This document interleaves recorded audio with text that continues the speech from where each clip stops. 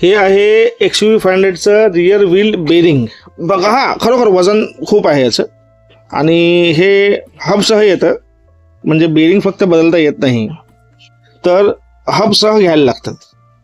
आणि ही ती गाडी आमच्या आमरे साहेबांची XUV 500, त्याचा व्हील बेरिंग गेले पाठीमागचं. मग मी कंपनीमध्ये ही चौकशी केली होती, तर महिंद्रामध्ये सांगितलं मला 10,120 रुपये किंमत आहे. किती आहे? 10,120. आता 4ही चाकांची बेरिंग जर आपण घालायची म्हटली तर अंदाजे 40,000 रुपये आपले खर्च होणार. मग बघा किती फरक पडतो.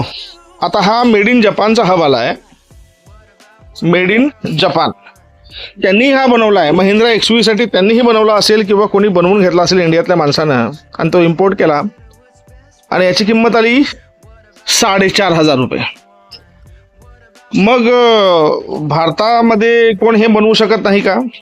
बनवू शकतो, फक्त इच्छाशक्ती पाहिजे. चला, एक फरक लक्षात आला, तुमच्यासमोर मांडला. तुमचं मत ही नक्की मांडा, हे आपण बनवू शकलो असतो का नाही. चला.